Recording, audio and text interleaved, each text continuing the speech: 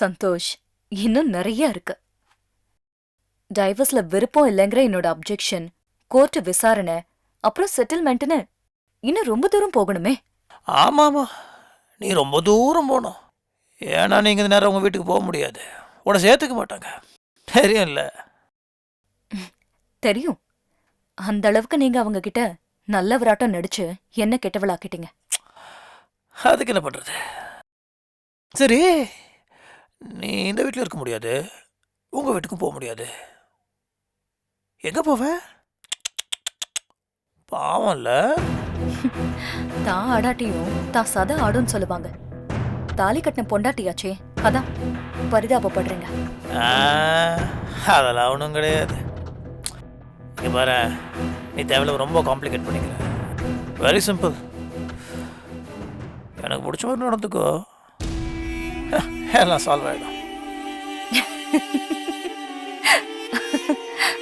அங்க சுத்தி இங்க சுத்தி கடைசியில பாயிண்ட்டுக்கு வந்துட்டீங்க.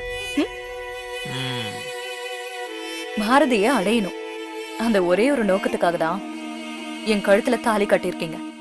ஆமா, அது நடக்கலைன்னதும் டைவர்ஸ் நோட்டீஸ் அனுப்பியிருக்கீங்க. தெரிஞ்சு தானே கல்யாணம் பண்ணிக்கிட்ட. இப்போ என்ன ரொம்ப ஓவரா பயங்கர இதெல்லாம் பண்ணிட்டு இருக்க? நான் சொன்னபடி ஏன் இஷ்டப்படி நடந்துட்டேன்னு வச்சுக்கோங்க, உனக்கு ஒரு குறையும் இருக்காது. ஒரு ஒரு மகாராணி மாதிரி பார்த்துன்னு வச்சுக்கோங்க. தேங்க்ஸ். இப்படி ப்ராமிஸ் பண்ணிதானே நம்ம ஆபீஸ் ரிசப்ஷனிஸ்ட் எல்லாருக்குமே மோதிரம் போட்டீங்க. எனக்கு மோதிரத்துக்கு பதிலா தாலி. சந்தோஷ், கணவன் மனைவிக்குள்ள படுக்கையை தவிர நிறைய இருக்கு. Good night.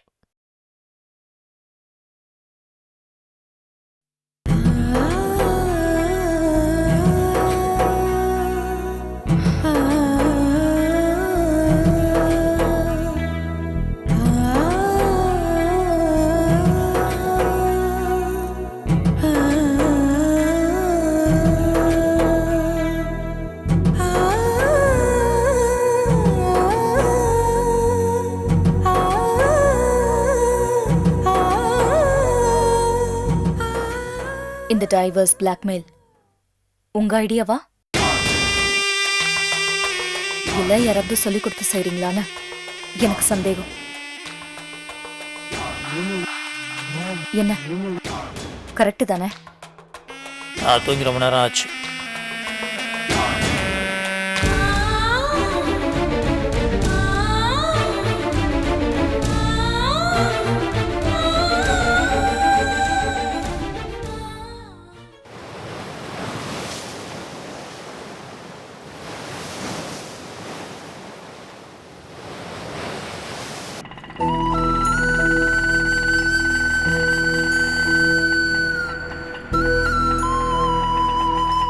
ஏன் பாரதி, அந்த மெடிடேஷன் சென்டர்ல தேவி இருப்பான்னு நினைக்கிறியா?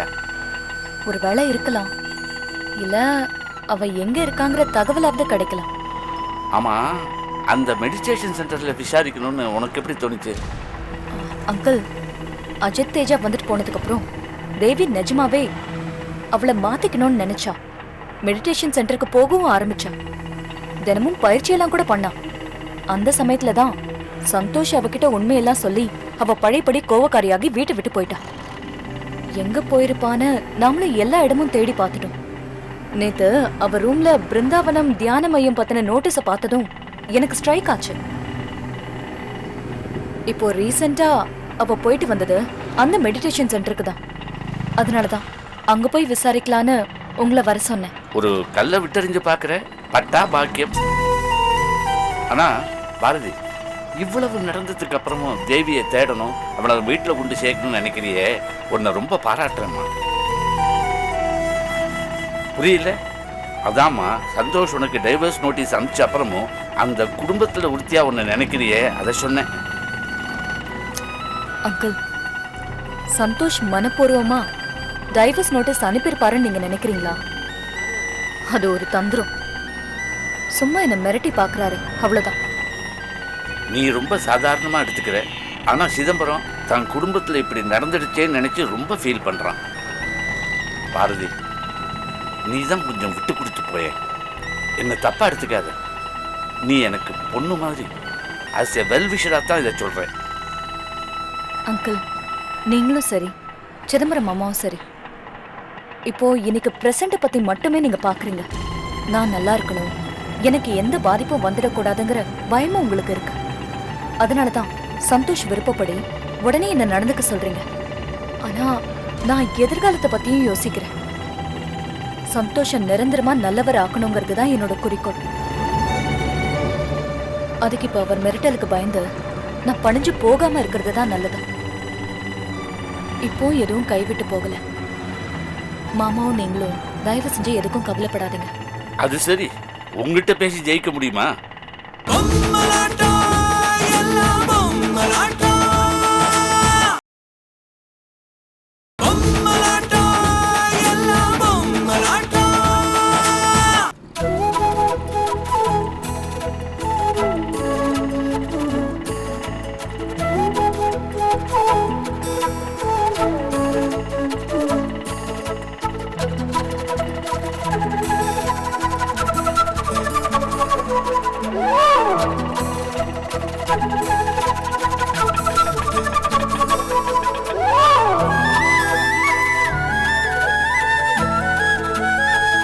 கொஞ்ச நேரம் வெயிட் பண்ணுங்க, இது வந்துடுறோம். சரிங்க.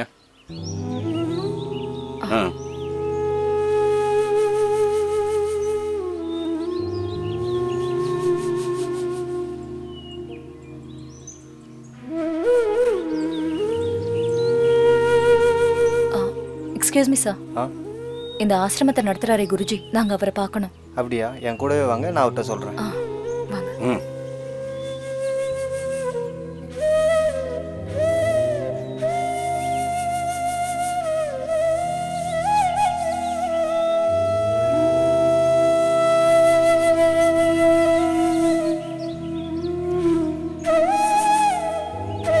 வாங்க,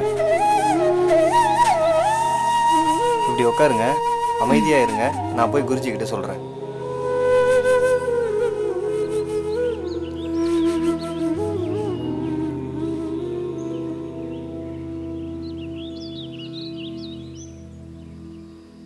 பாரதி, இந்த இடம் ரொம்ப அமைதியா இருக்கு. தேவி இங்க வரத்துக்கு சான்ஸே இல்லை. அவளால 10 நிமிஷத்துக்கு மேல பேசாம இருக்க முடியாது.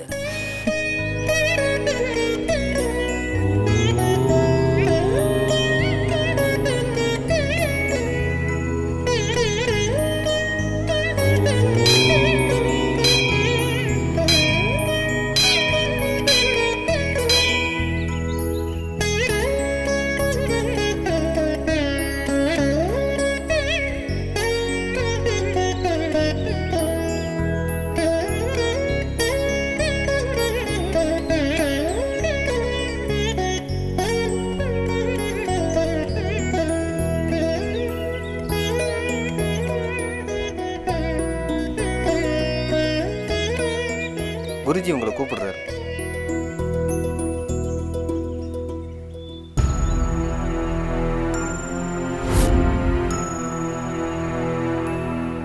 ஒரு நிமிஷம் இருங்க.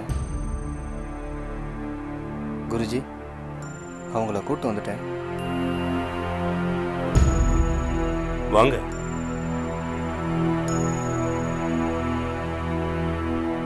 உட்காருங்க.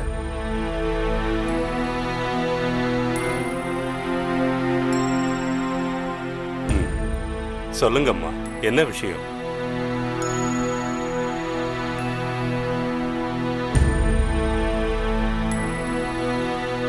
குருஜி, இந்த பொண்ணை 2 நாளா காணோம்.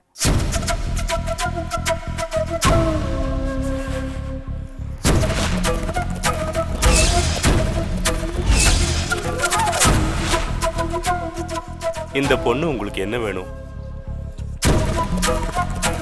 இந்த பொண்ணு என் வீட்டுக்காரரோட தங்கச்சி குருஜி. ஒரு கோவத்துல வீட்டை விட்டு வெளியே போயிட்டா. நாங்க இவளை தேடாத இடமே இல்லை. எங்க இருக்கானே தெரியல. இவ கிடைக்காததுனால வீட்டுல யாருக்கும் நிம்மதி இல்லாம இருக்கா. இவளுக்கு ஏதாவது ஆயிருக்குமோன்னு எல்லாருமே பயந்துட்டு இருக்கோம். இந்த ஆசிரமத்துக்கு வருவான்னு கேள்விப்பட்டோம்.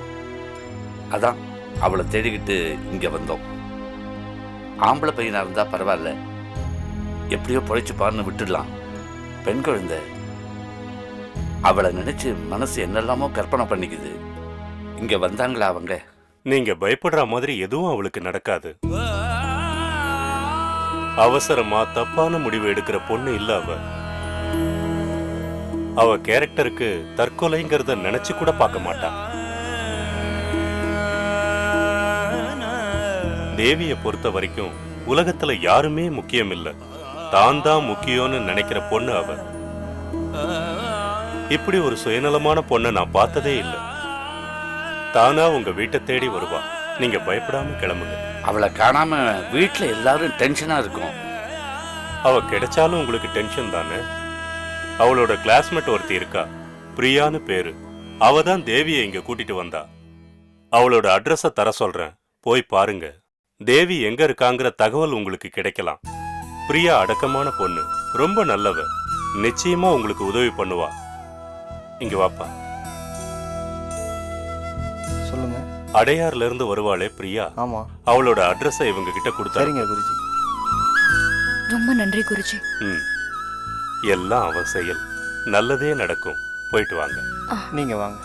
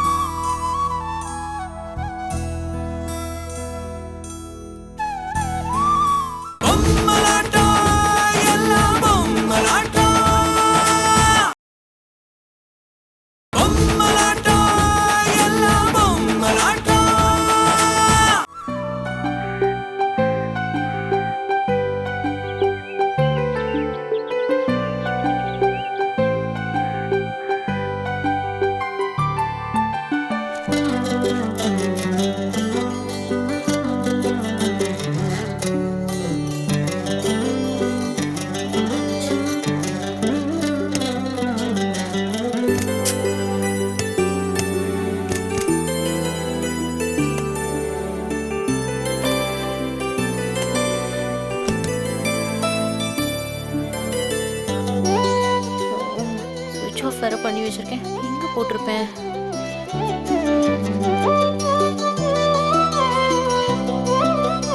ஹாய், என்ன தேடுறீங்க? நிறைய ஃபோன் கால் சார் பண்ணணும். எங்க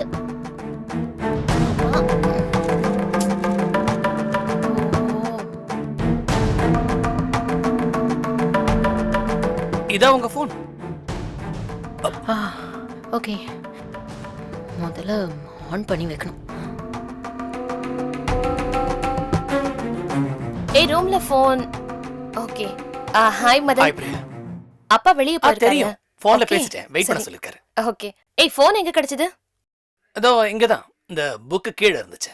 எங்க விட்டுட்டு எல்லா இடத்துலயும் தேடிட்டு இருந்தாங்க. ஓகே. ஆமா மதன், படம் உங்களால தான் நின்னுச்சாமே. படம் ஒண்ணு நின்னு போகல, வேலை நடந்துகிட்டு தான் இருக்கு. ஹீரோவோட ஈகோ, அவருடைய சம்பள பிரச்சனை, இந்த மாதிரி சின்ன சின்ன விஷயங்கள் தான். கூடிய சீக்கிரமே ஸ்டார்ட் பண்ணிடுவோம். சரி, நீங்க பேசிக்கிட்டு இருங்க, நான் போய் ஒரு கால் பண்ணிட்டு வந்துடுறேன்.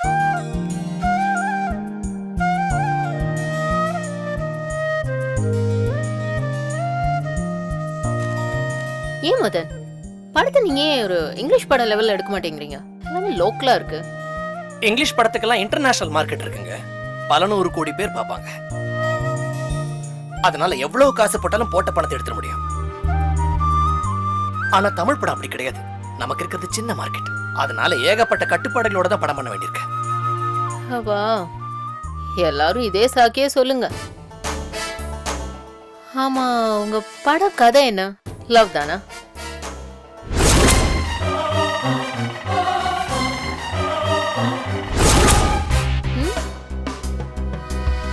இல்ல, அதை விட்டா வேற என்ன கதை இருக்கு?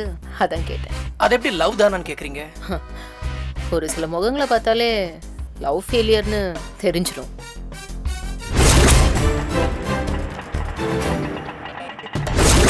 அது எப்படி?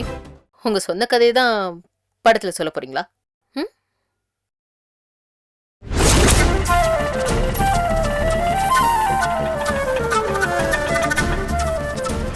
இங்கே இருங்க.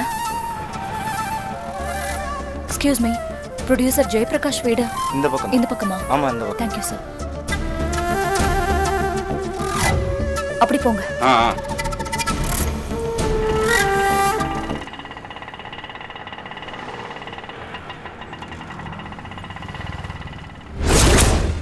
ஆமா, எத்தனாவது லவ் இது? 1 2 3வது லவா? வாட் டு யூ மீன்?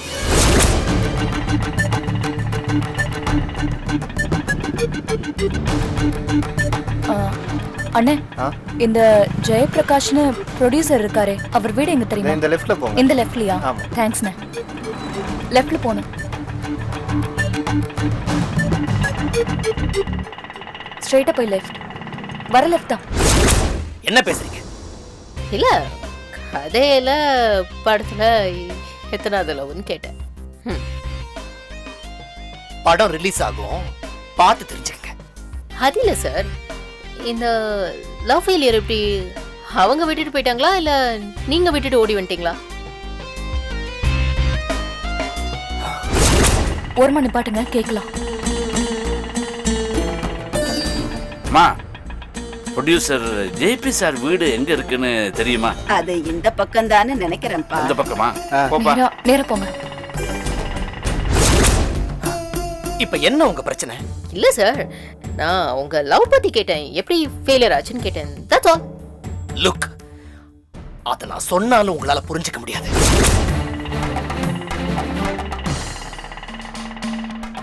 ஏமா, ப்ரொடியூசர் ஜேபி வீடு. ஓ, அந்த வீடா? இந்த பக்கமா போங்க. இப்படியா?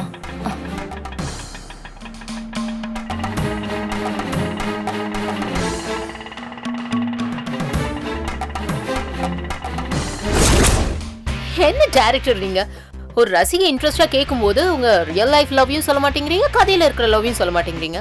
நீங்களாம் ஒரு ப்ரொடியூசர் கிட்ட போய் கதையை எக்ஸ்பிளைன் பண்ணி லாங் ப்ராசஸா? அது வந்து என்னுடைய பிரச்சனை. அத பத்தி நீங்க கவலைப்பட வேண்டிய அவசியம் இல்லை. ஓகே? அப்படியா? பாவம், அங்கிள் தான் ரொம்ப கஷ்டப்படுவார். உங்களுக்கெல்லாம் சான்ஸ் கொடுத்து பணம் தான் வேஸ்ட். ஏய், எங்க எஸ்கேப் ஆறீங்க? விஷயம் தெரிஞ்சவங்க, புத்திசாலிங்க இவங்க கிட்ட எல்லாம் பேசினா பேச்சும் அர்த்தத்தோட இருக்கும், அறிவும் வளரும். உங்களை மாதிரி அறவே காட்டு முட்டாள்கிட்ட பேசினா energy waste, time waste. Mister, ஏய் ஏய் நில்லுடா. நேரா மூஞ்சிக்கு மூஞ்சி பேசாம ஓடி போற. அறவே காடம் முட்டாளம். உனக்கெல்லாம் சான்ஸ். நான் ஒரு வார்த்தை அங்கிள் கிட்ட சொன்னேனா உன் லைஃபே போயிடுச்சு. இடியட். வீட்டுக்குள்ளேயே விடக்கூடாது. என்ன நினைச்சிட்டு இருக்க மனசுல?